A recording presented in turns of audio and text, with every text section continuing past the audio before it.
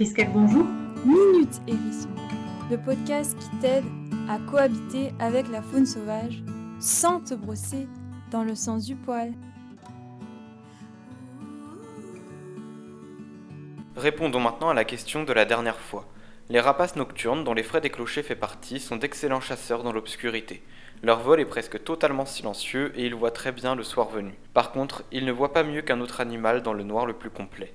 C'est simplement que leurs yeux sont capables de beaucoup mieux détecter les plus petites sources de lumière pour se représenter leur environnement. La réponse fausse était donc de dire que les frais a une mauvaise ouïe, car les deux pavillons auriculaires qu'elle possède ne sont pas symétriques, l'un est plus haut que l'autre, ce qui lui permet d'exceller pour détecter des sons de manière verticale dans l'espace, parfait pour savoir où se trouve une proie. Triskel, bonjour. Bonjour, une tourterelle vient de se prendre ma baie vitrée. J'ai voulu voir comment elle allait, mais elle garde la tête en arrière. Ah oui, je vois, c'est assez courant que les oiseaux se cognent dans les baies vitrées malheureusement, mais elle a dû se cogner assez fort si elle ne tient plus sa tête.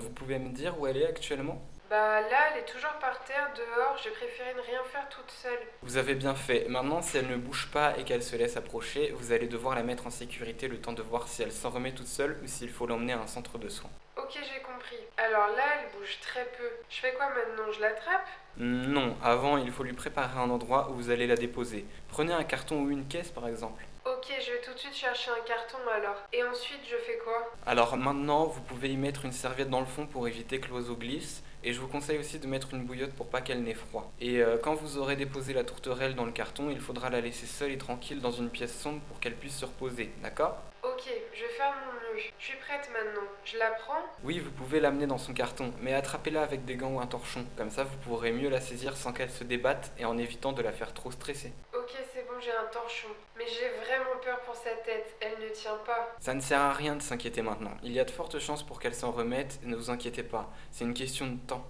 Mais du coup, après ça, je vais devoir la surveiller longtemps dans son carton? Non, si elle n'est toujours pas capable de s'envoler d'ici 1 heure ou 2, vous allez devoir l'emmener à un centre de soins pour qu'elle soit soignée. Vous pourrez la transporter dans son carton, mais il faudra qu'elle ait la bouillotte pour ne pas qu'elle lui tombe dessus. Très bien. Bah, je vous remercie beaucoup de m'avoir aidé parce que j'étais complètement perdue. Je vous tiendrai au courant si elle va mieux. Oui, tenez-moi au courant, et n'oubliez pas d'appeler le centre de soins avant d'y aller si jamais rien ne s'est arrangé. Je vous souhaite bon courage.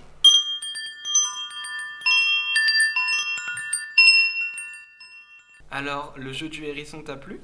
Oui, c'était trop bien. Moi, si je vois un hérisson, j'aurais envie de lui faire un câlin. Je comprends, c'est vrai qu'ils sont mignons. Mais si tu veux un petit conseil, évite de manipuler un animal sauvage quand tu le vois, surtout s'il va bien. Mais pourquoi? Moi, mon chat, je le prends dans mes bras tout le temps. Mais justement, écoute pourquoi il faut pas le faire. Ton chat, ce n'est pas un animal sauvage. Il te connaît bien et il vit avec toi. Alors qu'un animal sauvage, lui, il n'a pas envie qu'on le caresse. Parce qu'il peut prendre ça comme une agression. Mais non, je serai gentille avec lui. Toi, tu seras peut-être gentil, mais ça ne sera pas si évident pour lui. Et si un inconnu le manipule, il risque d'avoir très peur et de stresser. Et le stress, ça peut être dangereux pour sa santé. En fait, pour lui, ça n'a pas de sens de se faire caresser ou de lui parler. Ça ne fait plaisir qu'à nous, les humains. C'est pas grave. Maintenant, tu sais qu'il ne faut pas toucher tous les animaux que tu vois si tu veux éviter de leur faire peur et risquer qu'ils ne reviennent plus. Et la peur n'est pas la seule raison, parce que quand on est quand même amené à manipuler un animal sauvage, notamment s'il est blessé, il faut porter des gants. On évite ainsi les morsures et les griffures potentielles, et on évite aussi de lui transmettre de mauvaises bactéries. Ah, je pensais que c'était plutôt eux qui pouvaient nous transmettre des maladies. Mais non, papa, écoute la madame. C'est vrai qu'ils peuvent nous en transmettre, mais on oublie souvent que c'est aussi le cas contraire. Et ce n'est pas qu'une question d'hygiène, c'est simplement que chaque espèce sert d'hôte à des milliards de bactéries, la plupart sont inoffensives, mais si certaines d'entre elles se retrouvent sur un autre corps, elles peuvent mal réagir et là elles apportent des maladies. Mais si je me lave les mains avant, c'est bon, hein? Alors, ça peut suffire pour une simple manipulation quand l'animal est dans le besoin et que tu utilises un savon naturel. Mais s'il est blessé et qu'il a une plaie, ce sera quand même beaucoup mieux d'utiliser des gants. Donc lave-toi bien les mains au cas où, mais prends quand même des gants. De toute façon, ça n'arrivera que si on trouve un animal blessé. Oui, j'ai compris.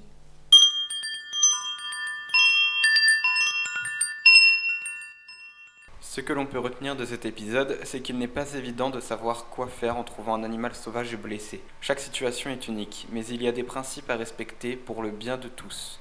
Faire attention à l'hygiène, au stress et à la manipulation. Et évidemment, un animal sauvage ne se comporte pas de la même manière qu'un domestique. La manipulation doit donc être réduite au strict nécessaire. Attention, voici la question du jour. Vous allez devoir aiguiser votre sens de l'écoute. Quel oiseau fait ce chant ?